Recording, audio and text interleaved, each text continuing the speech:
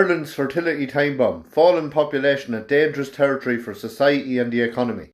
Now, I'm seeing a lot of far-right commentary on this post, some of it on abortion, some of it on how they wouldn't pay our young doctors and nurses so they had to emigrate, and they brought in cheap labour that would work in bad conditions. Some of it on the trans agenda and how they're transing themselves out of existence.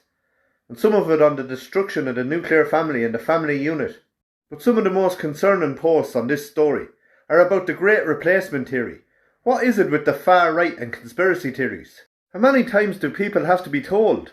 The Examiner itself, the Great Replacement theory, mainstreaming replacement theory, the infodemic, Ireland's weak far right hopes to gain from online conspiracies and misinformation, Great Replacement narrative, Great Replacement theory, again, theory. So what if that's England?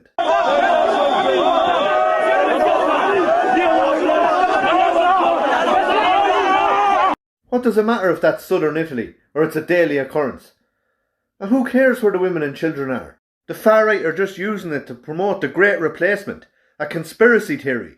What's this? A 177-page document from the UN's Population Division, Department of Economic and Social Affairs. Replacement migration? So it's not a conspiracy theory. Well, some theories become reality. Things change. It could be climate change.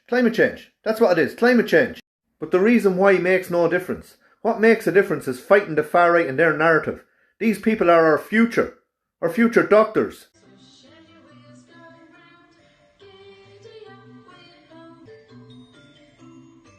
Our surgeons, our nurses, our engineers.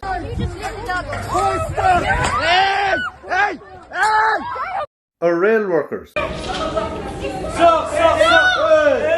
Oh, and how could I forget? According to the left in Ireland, they're basically our slaves, who deliver our food and drive us places.